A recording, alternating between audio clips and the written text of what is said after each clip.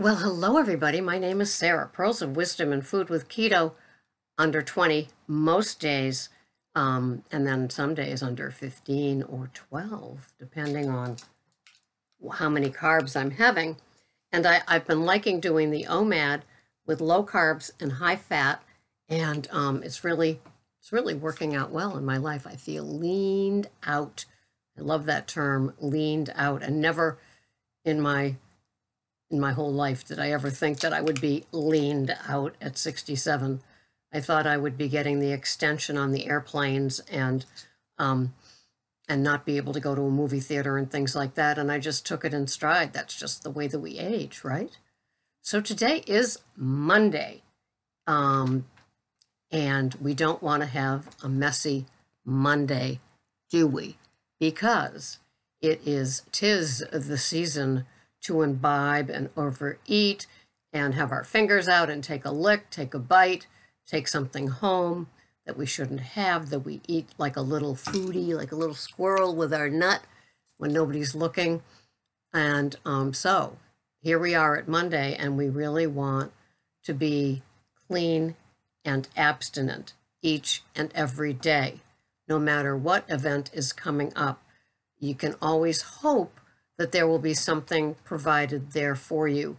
When in doubt, eat 2 hard-boiled eggs before you walk into the event, and at least something will be there. It's just something where we take care of ourselves, and we want to take care of ourselves, and we need to take care of ourselves. And there's nobody sweeping in, on a broomstick, to make sure that we eat or don't eat something. And so we don't want messy Mondays. And if we are having a messy Monday today, you are free to confess below in your comments, because this is a confessional with a no judgment zone. And what happens is that the longer you're on keto, the less likely you want to have something you're not supposed to have. So the slippery slopes become less and less slippery, which is a bonus, which is something that, like, I never thought of it. Like, if I gave myself permission to have something on Valentine's Day, now a couple of months away, and by the time I got there, it's like, no, I don't want it. No, it's not going to work. And I remember one time I set myself up for a treat meal, and I was going to have a beverage, non-alcoholic beverage, with my non-keto treat food. And at the very last minute, I nixed the treat drink because I said, no, oh, no, I made it this far without it. I don't want to have it. And so sometimes the stricter and more disciplined your structured keto is, don't you love those words? They are really action words. They really are. And the more that you have those in your toolkit sharpened and ready, the better you'll do at these events, or when we get to a today messy Monday, where you want to be safe and you want to be able to say that I went to bed clean and abstinent last night, and I'm waking up today, Monday, clean and abstinent. And when those clean and abstinent days build on clean and abstinent days, well, then you're really in good shape, and it really makes a difference. I know it certainly does for me. And so I don't want to have a confessional. And I have accountability to myself, of course, and I also have a big accountability to all of you. Because if I started getting loosey-goosey, lazy keto, you would go, something's wrong. Something's really, really wrong. And I'm in a stressful time right now because there's new things happening, and some of my goals are about to be worked on and perhaps come true. And so it's stressful.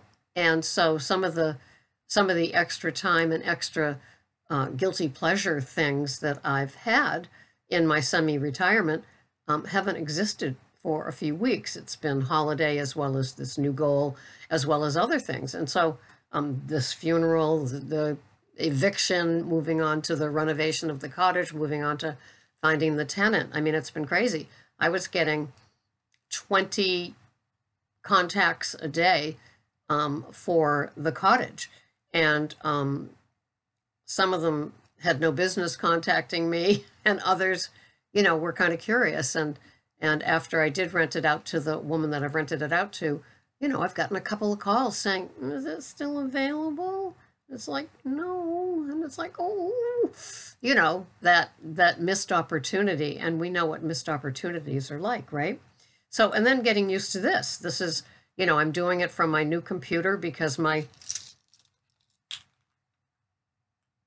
sick Canon died after 1,000 videos. So, yeah, if I can do it here, then I don't have to go and buy another video recorder, although I might anyway, but it's just one more thing I'm learning. And so just learning this was easy enough. I find that YouTube and Google and Chrome really make things quite easier, and I'm very happy for that. So it's a messy Monday. If you have to have a little confession, if you didn't do a WWSD over the weekend, what would Sarah do? Moment and of clarity. Oh, that's right. I don't want that. And you partook. You know, it's like claim it, name it, and just move on. What can you do? You know, it's already inside of you.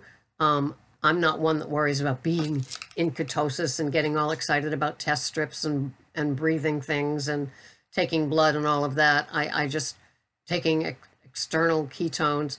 I don't worry about all of that because I'm not having sugars, any kind, artificial sweeteners, diet soda, grains, or fruit. It's like those 5 things. I'm not having them. And so by not having them, I can pretty much be assured that I'm in some form of ketosis. And I don't even know what that means, really. I mean, I understand fat adapted because you're not having grains or sugars or artificial sweeteners or diet sodas or fruit. So I get that part. And so that's how simple I keep my keto. And I've been able to be on maintenance for quite a number of months now. And to me, that's the success of the program, is getting to maintenance and not getting crazy, you know, like I've got a prepaid Visa for $10,000 and I can go shopping. That's not what being on maintenance is all about. Being on maintenance is finding what works. And for some, it's having more like veggie carbs. Right now, for me, I'm having higher fats, moderate protein, and definitely low carbs. And it's filling the bill. You know, for years, I only had 1 tablespoon of olive oil on my salad, and now I'm having 2. I'm having 1 macadamia nut tablespoon and 1 evu tablespoon. And I'm having the added fats of the cheese, like the feta. I kind of have a taste for blue cheese again, so maybe that. Some bacon, some avocado. And avocado is good in so many ways. One, it's high in potassium. And another, it's just a great fat. And added to a salad, it really oomph it up. It makes every bite delish. And so the higher fats seem to be working for me. And I'm not having as much protein as I used to have. And so it just is all balancing out. And I'm, you know, I found my keto recipe. It might not work for you, but it works for me. And so day by day, I do what I do. I track in my chronometer. It is a free app, although you can upgrade. I upgraded to the $35.99 version. And so it just gives me all the details about the minerals and the vitamins and the nutrients, and you can add your weight, you can add your exercise, you can add supplements.